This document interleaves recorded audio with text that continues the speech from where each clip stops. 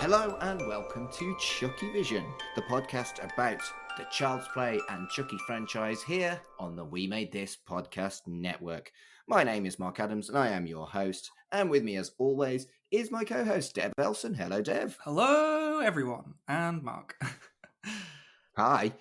We are doing a cheeky little bonus. We're only supposed to be monthly at the moment, but something dropped into my lap after my pre-order on Amazon that I'm quite excited about. It is the Chucky Season 1 Blu-ray. And yeah, we're going to do a little mini review of that, I suppose. And I say mini. That's kind of because there's fuck all extras. Yeah, you were very apt when you said cheeky little, because it's quite cheeky how little special features there are on this. There's not really much on this set, is there? No. So I bought the Chucky Season 1 Good Guys Edition, which is the kind of special box set version.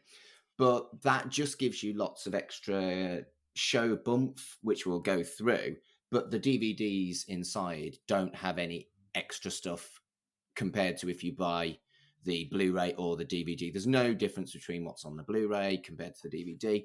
And there's no difference for the Good Guys Special Edition to the Blu-ray either. You just get a copy of the Blu-ray with some extra stuff in a pretty little box. But I like pretty little boxes, and I did know that that was it. And so I'm going to go through what I've actually got before we look at the Blu-ray, if that's okay. Yeah, great, because the art cards and stuff do look really nice. Yeah, so the box itself is like a hologrammatical lenticular type situation. It's that classic image from the very start of promoting Chucky with the knife and Chucky's face reflected in it as half of Jake's face. But it does make a huge difference with the 3D stuff going on. And it's nice quality. And yeah, so the knife is in front of Jake and Devon. And then Lexi and Junior are behind them. So it's like 3 levels of 3D. And it's cute. And I like... The thing is with these sort of things, particularly these days, is why would you just buy the DVD if you could buy the special edition? The whole point of the special edition is it makes it much more special than just watching it on Netflix. So yeah, that's a nice start. I would say that the highlight is the acetate art card. It's good quality plastic with a Chucky brandishing a knife on it. It's really, really cool. I'll take some photos of it, but obviously you'll be able to find it on the internet as well. But yeah, it's really nice quality. I don't know what I'm going to do with it yet, but it's an interesting thing. There are 4 double-sided postcards, and I'll go through what they are. One of them is Chucky playing video games with Carolyn at the bottom of the stairs, and on the back of that, it is the Chucky logo with bones forming the Chucky name. Another one is a photograph of the main 4 teenage protagonists with Chucky in Jake's arms in the schoolway with the lockers. And on the back is syringes forming the Chucky logo. The next one is Two-Face, melty face Chucky looking sad through a window. And on the back of that, there is a flamey Chucky logo, which I'm sure you're getting the pattern here. And then the final one is Chucky looking very excited with the fire behind him, brandishing a knife. And on the back of that, oh, that's the syringes. So what was the other one? That can't have been syringes. Maybe it's different types of syringes. But yeah, all the Chucky logos are formed with different stuff in, like they did on the telly show. The other one is a little booklet, which gives you little episode synopsises and some nice quality photos, including the main cast. And there are little biographies of the characters, but more importantly, the bit that I found interesting was biographies of the actors themselves that are a little bit more in depth than you might get on IMDb or Wikipedia. So, do you want me to read those paragraphs out? They're kind of cool. There's interesting information in them. Okay. Björgvin Anarsson is a globe-trotting military kid. Anarsson grew up in Japan and has always had a passion for travel, culture, and art. A natural entertainer, he pursued acting from a young age, participating in the theatre and making short films. When Anarsson is not on set, he runs a sticker and t-shirt business with his brother and is active in the local art scene. He also plays piano and studies filmmaking and digital arts. How cool is Björgvin Anarsson? Guys, sneaky little plugs in there. I know, right? So, Olivia Allen Lind, who is Lexi. Lind has a passion for dogs and in her spare time likes to record songs and make movies with her sisters, practice guitar, write music, and dance. She has grown up watching her mum, actress Barbara Allen Woods from One Tree Hill and Honey, I Shrunk the Kids, and looks up to her for acting inspiration. Teo Briones, who is Junior. Briones was born to show business parents John Briones and Megan Johnson Briones. Teo's sister, Isa Briones, stars in CBS All Access Star Trek Picard, opposite her Patrick Stewart, and has toured with Hamilton the Musical. An accomplished musician, Briones plays lead guitar, jazz guitar, and drums, and often performs in rock bands. From the age of 6, he has been an avid gymnast, martial artist, and tap dancer, and continues to study acrobatics, tricking, and cinematic martial arts. Right, all these people are really cool. Like to do lots of shit. It's really odd how cool they're trying to present. This feels more like a Tinder bio than an IMDb one. Like it's really getting across how cool they are. Yes, that's probably fair. Okay, there's a lot about what Jennifer Tilly's done in the past. And the one thing that they've added that people might not know, but we have mentioned a lot on this podcast, Tilly is a skilled poker player and won a gold bracelet at the World Series of Poker in 2005. How much does it mention Bound? Because the show mentions Bound a lot. It does mention Bound, but she's also been in The Getaway, The Fabulous Baker Boys, Dancing at the Blue Iguana, and The Doors. Yeah, she's been in Cheers as well, apparently. Oh. So Brad Dourif, who is Chucky, that's not got any kind of interesting stuff on him. It's all just that, you know, he's been in Once Upon a Time, Agents of S.H.I.E.L.D., Deadwood. He was fucking great in Deadwood. We should look at Deadwood. I love Deadwood. Anyway, yeah, there's not much on Brad's personal life. Don Mancini, again, it's just stuff we know, that he's been writing horror for 30 years. He's been on Hannibal, and he's written for Tales from the Crypt and Channel Zero. Yeah, there's no personal stuff on him. And yeah, that's it. But I think it's fascinating that the focus on the personal lives of the younger actors. I wonder why they went for that. Yeah, it is odd that how much did focus on their personal stuff. It's an odd thing in general, actor bios. It's always been there with special features. You know, back when they invented special features back in the Laserdisc era, it's like if you don't have anything else to put on there, it's here's the theatrical trailer. They always put under the special features like widescreen mode because that's a special feature. Yes. And then it's if they don't have anything else, it's here's a bio for the actors. And it feels especially odd now because, like in the days of IMDb or Wikipedia, we can find all this stuff out really easy. We don't need to buy a booklet to find this out. Well, you say that, but all the information about the cool stuff that the younger actors do, I didn't know that. I mean, I knew all the stuff about Jennifer Tilly, Brad Dourif, Don Mancini, but I like that the actor who plays Lexi likes dogs. That makes me like that actor more. You know, that's kind of cool. But I'm going to be doing a audiobook for Audible, basically reading a friend's book. He's asked me to read it. And I'm going to have to do an about the narrator for myself. Mark, my friend, Mark Hayes, look him up at Derek Mark on Twitter, cheap plug. He's got lots of very cool books. And if the audiobook goes well, I'll be reading them all rather than just one. But yeah, Mark has written quite a tongue-in-cheek about the author. And I think I'd want to write something a little bit more like the ones that are in this Chucky booklet for my about the narrator section. So, I don't know.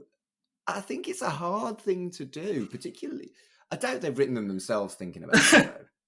Yeah, I imagine a lot of those details, like the guy who was tricking in cinematic gymnastics. I imagine that's probably just they went through their Instagram and saw what their interests were. You think so? You think it was that lazy? You don't think they just gave him a quick call and what do you want in your bio? I mean, I still stand by it's kind of just odd that they still include these. I mean, it's that one is kind of fun. I mean, to be fair, I'm terrible at writing bios. I think, come to think of it, I think on Frame Rated, my bio has been since like 2017. He'd rather talk about Seed of Chucky than Inception.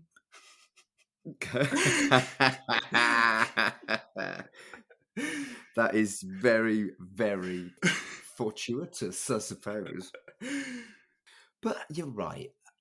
Who actually buys DVDs these days? I think something like the Chucky Season 1 DVD box set, it's only going to be obsessive people like me who want to put it next to my 7 DVD collection of the 7 Chucky films. And I wonder how many sales there are. It can't be many.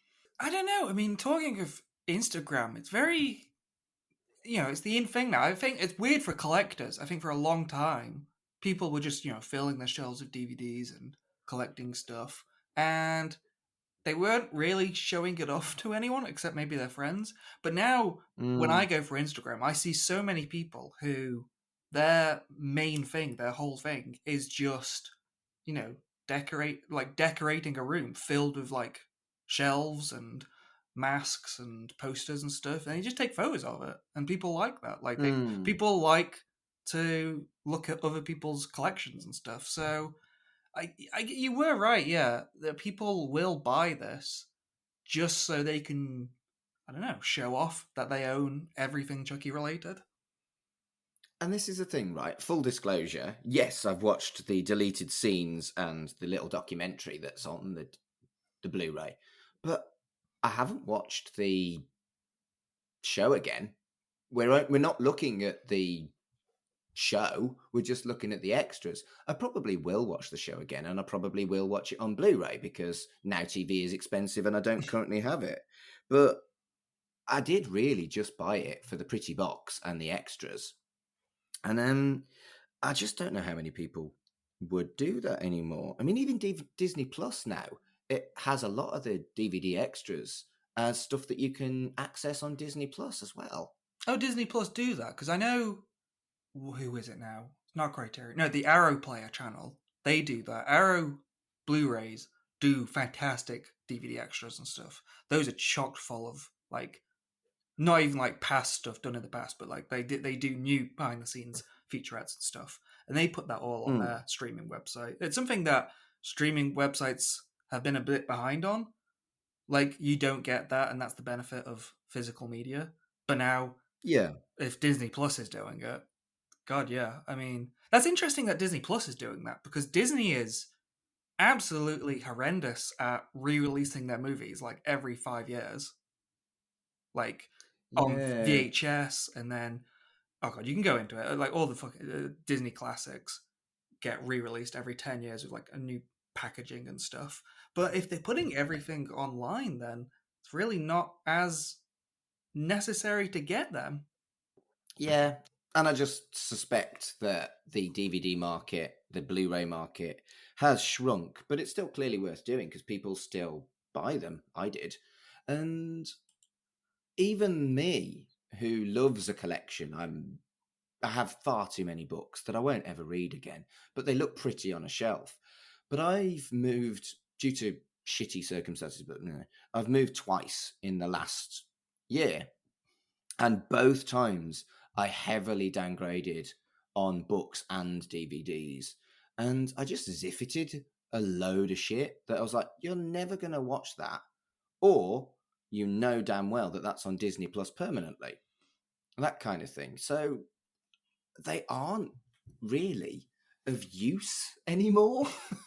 Yeah, I did the exact same thing. I moved a lot during my university years, and that was seriously like boxes and boxes. Like, we filled the car with boxes, and it was just shit like DVDs, like just Yep. merchandise. And 99% of the time, DVDs and books and CDs are just decoration and a statement of who you are. And I don't need people to have a look at my bookshelf to know that I like books, you know? Yeah, I mean, well, we're going to get into the special features now, but it's kind of a weird mix of that. It's like, what are we saying? Like, do we just like collecting all this stuff, or do we actually like substance in the stuff we collect? Because, that's why I like special features, like real in-depth Hmm. ones that go into the behind the scenes and the mentality behind why they make this art.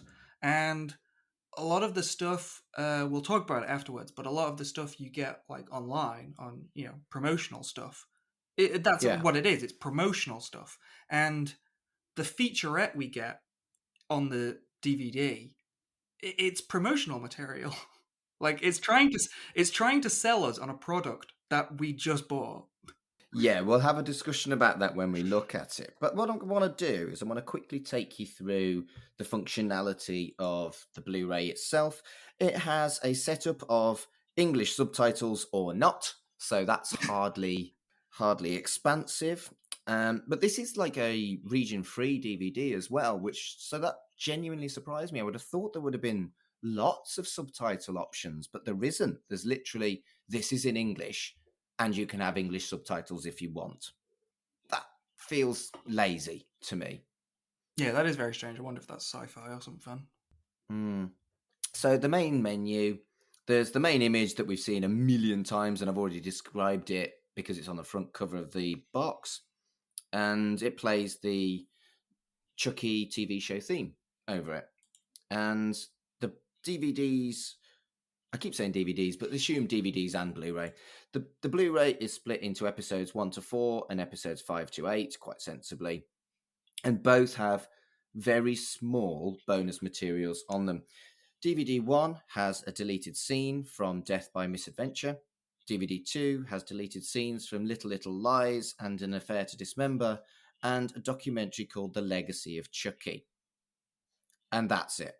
Yeah, and these deleted scenes are not long. I mean, they're really the definition of deleted scenes. Like, they don't, we'll get into it, but they don't add much. You can see why they were deleted.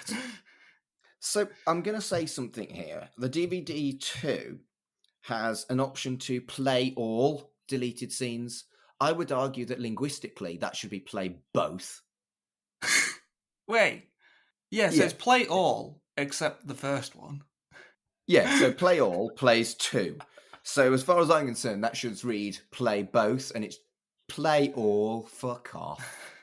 Play, it's just cheeky. Right, let's look at these deleted scenes. The deleted scene from Death by Misadventure is the longest of them, and it is the meatiest, and it is the only one that I think should probably have actually been left in.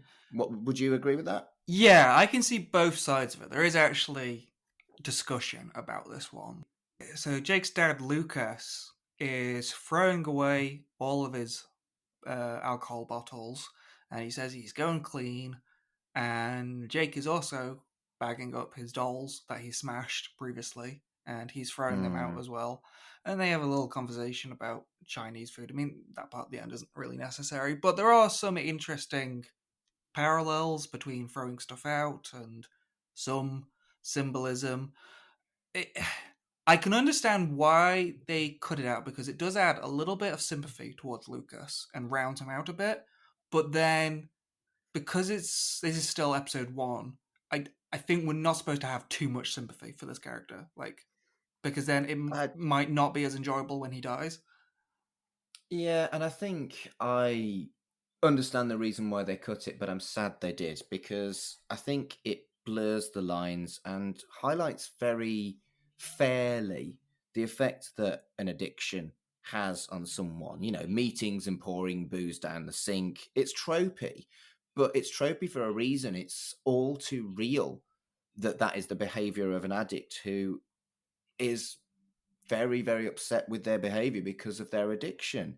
And it's clear that Lucas actually does know he's done wrong.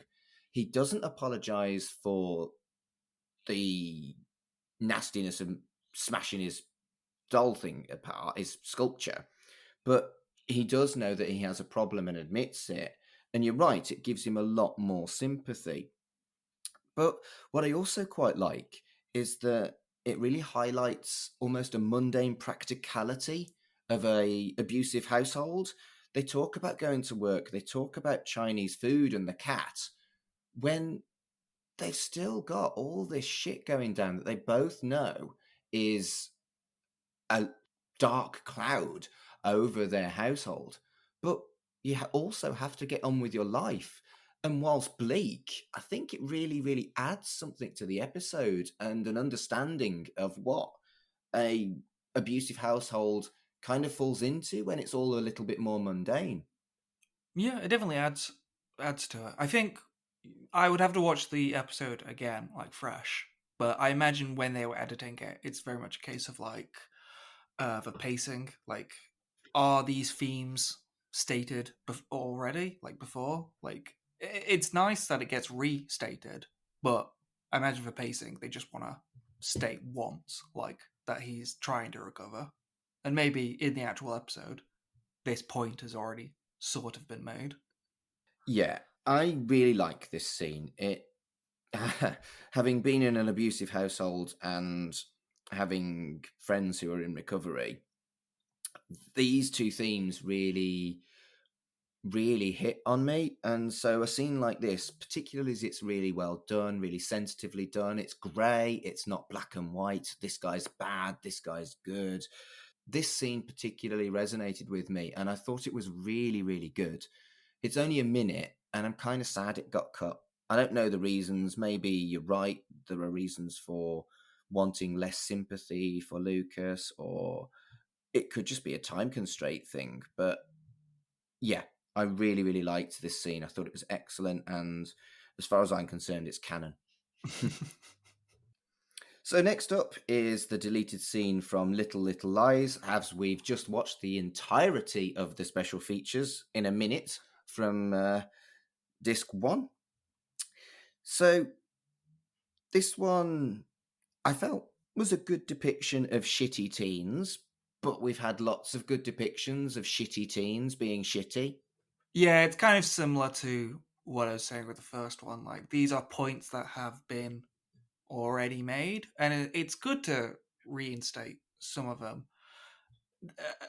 Like Lexi, there's a bit of Lexi characterization in this one, which is nice to see. Yeah, I think it kind of reminds you of Lexi's origins and the complexity of her character once she's become more fleshed out over just being a bully. And I get what they were getting at, but I just don't think it was necessary because the face turn of Lexi was great. Yeah, I think what it made me feel like is at this point in the series, I feel like once they're all on the same page, the scope really starts to narrow. So, they establish that they're all at school and there's all these other kids, like Oliver and the parties and stuff. Once it gets to around episode 5, this point, it really narrows in on what these 3 kids are doing to fight Chucky. And I feel like a scene like this is like, it's a reminder that, they're still in school and like, what do these other kids think of them? But then it's kind of unnecessary because like what do we care what the other people think about these 3 characters? Let's just get on with what they're doing. And the random kids that do this bullying aren't in it at any other point. And I just wonder if this was included on the Blu-ray because there was a little bit of guilt that these kids that had some lines got their lines cut. Because it really doesn't add anything. I would, compared to the previous scene from Death by Misadventure, I don't feel like it's necessary at all. Whereas I would definitely argue that you put the Death by Misadventure thing back in. I think the only thing this adds is the other kids called them the Terror Trio, and I don't think that's a nickname that was said in the actual show. Yeah, so what's the point of it? Yeah, maybe it was something that they intended, that they would end up being called the Terror Trio, but they weren't in the end, so that's also part of the reason why it was cut. I mean, maybe in some scenes, but like Lexi's public image isn't really a big factor from this point onwards. As I say, it really narrows into her personal relationships, like with her parents. Yeah, yeah, I think that's fair. So the final deleted scene is from An Affair to Dismember, and it is literally 10 seconds. Yeah, this is literally just trimming a scene. Yeah, I mean, so I could watch Jennifer Tilly all day, and I did enjoy this 10 seconds of Jennifer Tilly, but Jennifer Tilly for 10 seconds isn't really a DVD extra. When you look at the kind of DVD extras they had on Seed of Chucky, which we're looking at next month, they had a whole fucking little cinematic film with the three of them looking at their vacation slides. This is not that. This is not as cool as that. And it makes me sad because I was like, it's Jennifer Tilly. Oh, she's gone. Yeah, it's not even an interesting scene. It's not like a close up. It's not like she's facing the camera or anything. It's just a wide shot of her putting the bombs down. So remind me, did we ever see that the bomb was pink before? Yes, I think she does take out that box when she mentions that Glenn gave her a gift. And it's Glenda that she said Oh, gave her yeah, the yeah, gift. So I think that maybe there was some kind of thought on pink and blue, boy and girl, and the fact that this is Glenda, the bomb is pink because Glenda is embracing her feminine side. And, you know, they are gender fluid, but if they're identifying as Glenda, then that's why she's got a pink bomb. Maybe that's why they bothered to include it. I don't know. But I mean, that's But all in the show. yeah, yeah. So yeah, this was like 10 seconds, and it didn't add anything because that made me think. In episode one of the reasons maybe why that was cut out. For some reason, I remember Sci-Fi, like the website. I don't know if they did this with every episode, but I know episode one came out and they did like an extended version of the first episode, but it was only like the trimmings of takes. So like there would be a scene of them talking, and then the extended version was just the camera lingers on them for a bit, and then it goes to the That's next scene. crap. Yeah, and that's what this made me fit. Like that's what reminds me of this. Like it's not a scene; it's just like a shot. Yeah, you're right. So the final extra was a little bit meatier. It's a 10 or 12-minute documentary called The Legacy of Chucky. And there's lots and lots of fun archive footage in the intro. It's obviously done with a little bit of care, and they do seem to be very fond of the franchise, the people making this documentary. Yeah, it is fun. It's about 11 minutes, and it has all the cast in it, and they're all really singing the praises of how much they love Chucky. Yeah.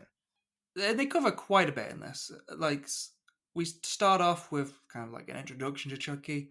Everyone, there's a fun little game where everyone has 3 words to describe Chucky, and they're pretty good. I mean, we get cranky, sardonic, and sexy from Jennifer Tilly, of course. We get twisted, clever, and fun. Devon Sauer calls him a short little ass. So it shows that it's a good introduction to show that, like, oh, these aren't just actors doing a job. Like, they really enjoy the franchise, and they really enjoy hanging out with each other and doing the job. Yeah. Yeah, and there's some interesting little tidbits that you learn. Like, 5-year-old Fiona Dourif was at the premiere of Child's Play 2, and you wonder why she's such a fuck up. she's really been around Chucky her entire life, which I know. she came out remarkably okay, considering that. And the other sad one, and I hadn't really clocked it. I mean, we've talked about his age before, but Brad Dourif was so old that he had to shield during COVID.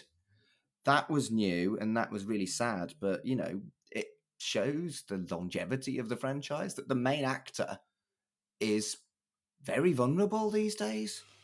Yeah. Yeah, we see that from a few of the actors. You know, Alex Vincent really talks about his experiences with Chucky and how he was just a baby, basically, in the first films. Yeah. And now he's a full grown man doing this. I mean, that's the thing. He's a very similar age to me. I think he's maybe a year or two younger than me. And the idea that I could have been in a culty horror film at 6 or 7, like he was, and then it kind of take over my life. That's kind of cool, but also kind of fascinating. And also, maybe I dodged a bullet. Yeah, it is really interesting the kind of family that everyone has here and how long they've stayed within the franchise. Because a lot of other horror franchises are doing this. You know, Halloween with Jamie Lee Curtis as Laurie. Except, you know, I wouldn't say she's doing it for particular reasons. She obviously enjoys it, but like she only comes in now and again. We've had her in like Halloween H2O and now the new Halloweens. Whereas Yeah. it was a while we had without Alex Vincent, but he's been in the last couple movies, and Halloween is like different timelines, different, you know, studios making those films. And there's Yeah. an element of, oh, we want to bring back Halloween in a big way, so we're going to pay to get Jamie Lee Curtis back. Whereas here it's like it's one big organic story. So when Andy comes back, it's the same Andy from before, and it feels natural. Yeah, I think so. And I like that they brought in Alex Vincent with the one exception for Child's Play 3. But that, again, was a practical thing, Child's Play 3. Yeah, it's well, you say Child's Play 3. What's really interesting about this 11-minute featurette is just how much they talk about Child's Play 2.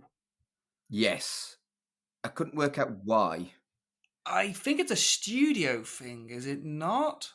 No, it's a producers thing, isn't it? Because the first one was produced by different people than 2 and 3, I believe. I think we may have covered this back when we did those movies. Oh, okay. I think maybe they can still use footage from the first one, perhaps. But I think it's more of a formula thing. You know, like the first Child's Play is quite different. And we've talked about how Child's Play 2 is, you know who Chucky is. This is a Chucky movie. They do highlight that it's a fan favourite. And I think Child's Play 1 and Child's Play 2 kind of are favourites together, maybe. Child's Play 3 is hated. I would argue that Bride of Chucky is probably the fan favourite. Yeah, they don't really mention Bride of Chucky much, despite obviously Jennifer Tilly being a big part of that. They really do focus on Child's Play 2. Yeah, that does seem like an odd choice. I feel like, yeah, I mean, the pacing of this is very fast paced because it's like we get that 3-word association thing, and that only lasts like a minute. And then we get actors talking about coming back, and that lasts like a minute or so. It really rushes through these things. I wonder if maybe they talked about the sequels in a bit more depth, because here it's really like it's all like snippets of interviews, isn't it? Really short, like quote lines. Yeah, yeah, and it, as much as nice as it is this supposed to be pre-released before the DVD, or is it a post-release documentary? Oh yeah, this came out ages ago. So it's not even exclusive to the DVD? No, this came out before. This was promotional for the TV show. It came out in like October. Oh, okay. That makes a bit more sense. Which is what I brought up earlier. It's kind of annoying that we don't actually get any proper. I mean, that's why they're being so, not coy, but brief about describing how much they enjoy the show, because they can't actually talk about the stuff in the show because it hasn't aired yet. It just feels lazy. Feels lazy. I didn't realize that it was released before, and so it's not even exclusive to the DVD. That's bobbins. I don't know if there's much more to talk about the actual thing, but I mean, in terms of like Chucky, there's a weird history between Chucky films and special features because you think maybe, you know, commentaries, get a couple guys in for, you know, in a recording booth and just do a commentary. Not, I mean, TV shows don't usually do every single episode, but like maybe a few episodes, you know, get Mm. Don or Brad in and talk about how much they enjoyed doing the show. But then I always think back to Child's Play 1. The Blu-rays of that have a good amount of special features. There's some good stuff in there, like actual 20-25 minute featurettes that go into some of the best parts of it and stuff.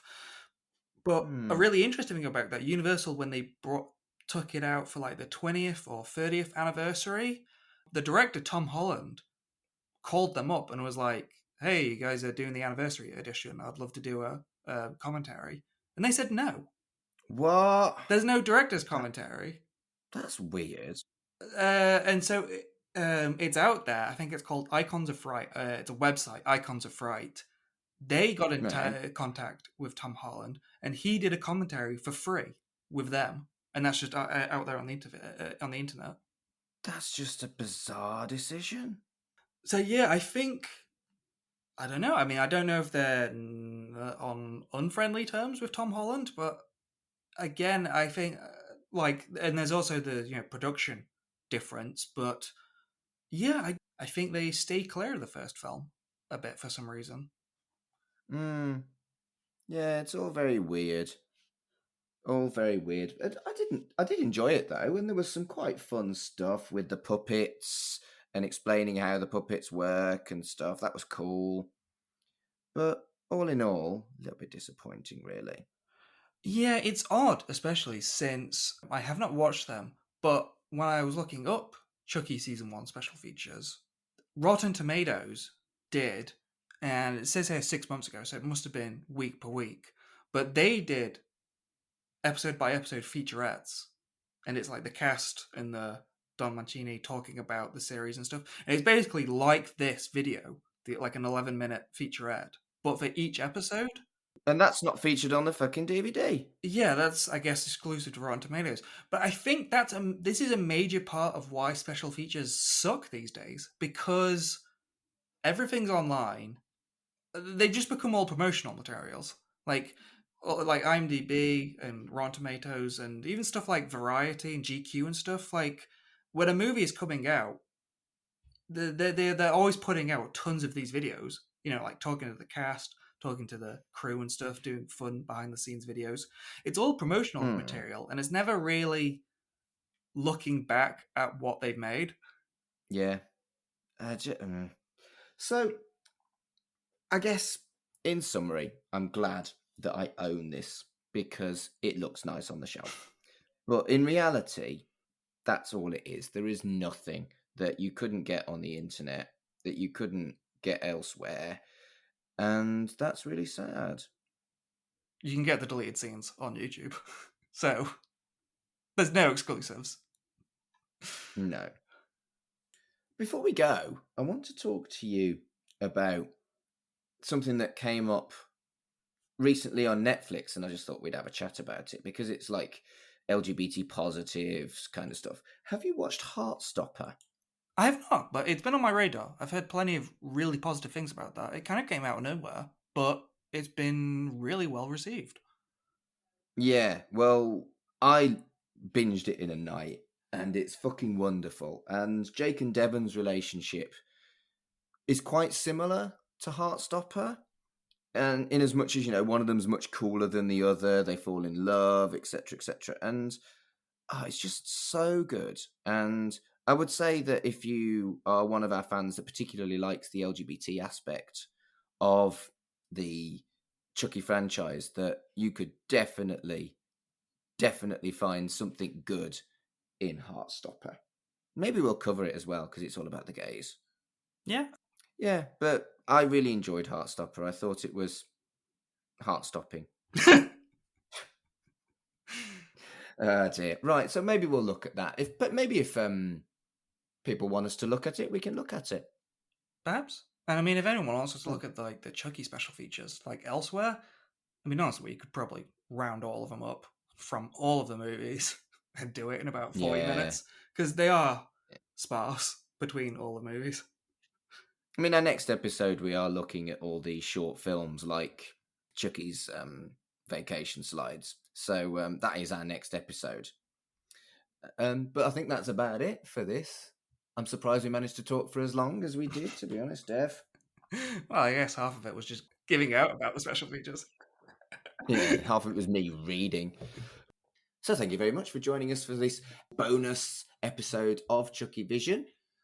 And until next time, wanna play? Chucky Vision is a podcast brought to you by the We Made This network.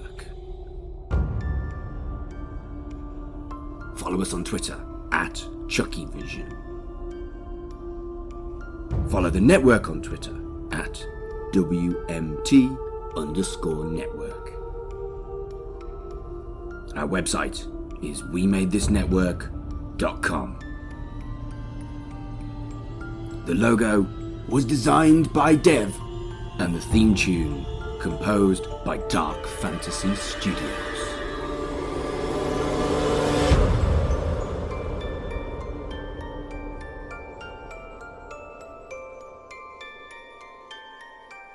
Wanna play? Elsewhere on We Made This.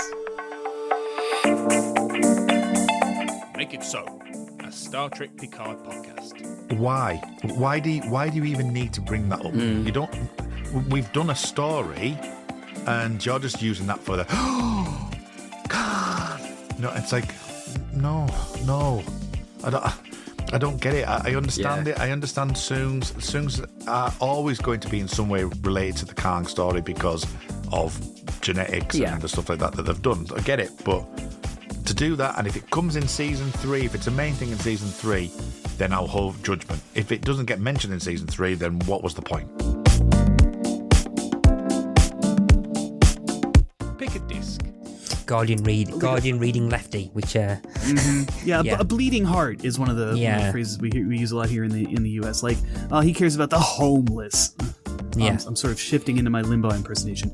Oh, he wants to house the homeless. What is he, a communist? Like, that's not. Maybe a little, but he's concerned with this. He's concerned with climate change. He's concerned with poverty. He's concerned with just general treatment of your fellow human beings. Like, I'm sure he resents having been subjected to trauma in his own life, and that gives him a great deal of sympathy, which I think is a good quality.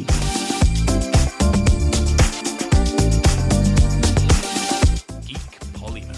Third one, are the following names of hops, US space shuttles, or both? Brilliant. First one, Atlantis.